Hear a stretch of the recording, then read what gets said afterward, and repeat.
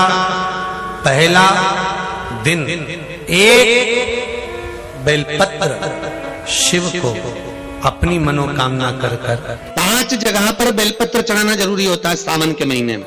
कहां पर? 5। पहली बेलपत्र भगवान नंदीश्वर के ऊपर, नंदी के ऊपर। दूसरी बेलपत्र भगवान जहां गणेश जी महाराज विराजमान है उस जगह पर। तीसरी बेलपत्र जहां पर भगवान शंकर का शिवलिंग रखा हुआ है उस जलाधारी पर। चौथी बेलपत्र जहां से पानी गिर रहा है बूंद बूंद उस पात्र पर। और 5वीं बेलपत्र शंकर भगवान के शिवलिंग के ऊपर चढ़ाना जरूरी है। डंडी कहां होना चाहिए?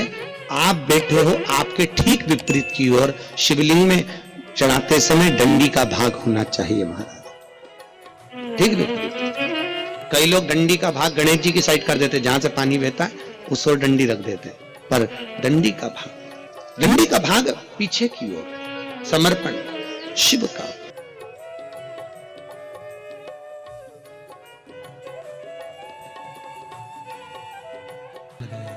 मैंने शिव महापुराण में सुना है शंकर भगवान पर 108 कुछ भी शिव को चढ़ाना चाहिए श्रावण के महीने में। हमने पहले भी कहा था, पिछले लॉकडाउन की कथा निकालिए और श्रावण के महीने की कथा निकाल कर सुनना। उसमें कहा था आपके पास कुछ भी नहीं है तो 108 चावल के दाने चढ़ाइए, 108 मूंग के दाने चढ़ाइए, 108 आप चाहे तो सरसों के फूल चढ़ाइए, 108 चाहे तो सफेद पुष्प चढ़ाइए, 108 चाहे तो गुलाब की पत्तियां चढ़ाइए। पर सावन के महीने में एक नियम बनाना कि मैं 108 ये वस्तु शिव को समर्पित करती हूं। उसका कारण क्या है?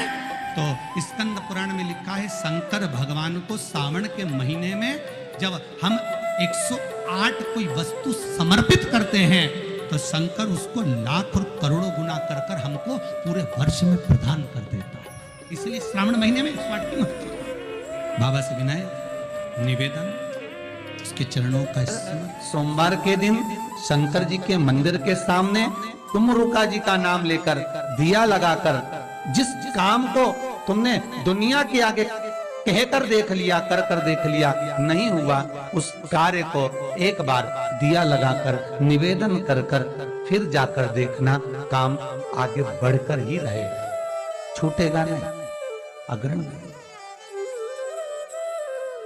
कोई सहज नाम नहीं है तुमरुका जी। कौन है तुमरुका?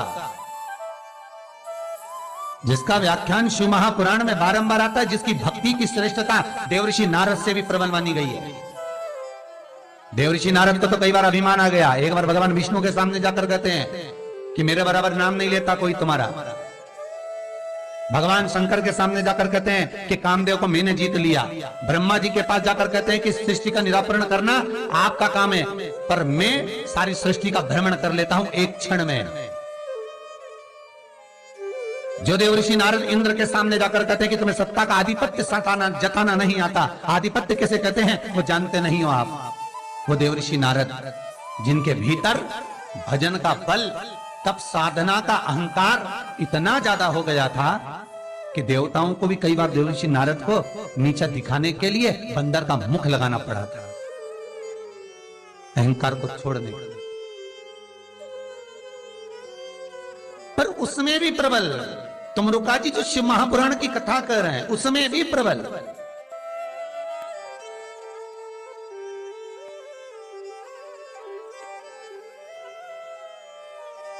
जिनका नाम मात्र, पहले भी कहा, जिस नारी का गर्भ ना ठहरे, रजस्वला धर्म का 7वां दिन, जब नारी 6 दिन तक काम ना करे, 7वां दिन रजस्वला धर्म का, सफेद आंकड़े की जड़ को बुलवाकर उसको शंकर भगवान के शिवलिंग पे से तुमरुका जी का नाम लेकर 21 बार घुमाकर कमर में लाल धागे में बांध ले। 3, 4, 5 महीने में ज्यादा से ज्यादा गर्भ ठहर जाए, पक्का विश्वास रखकर शिव जी का नाम तुमरुका का स्मरण। ज्यादा कुछ नहीं बने तो शंकर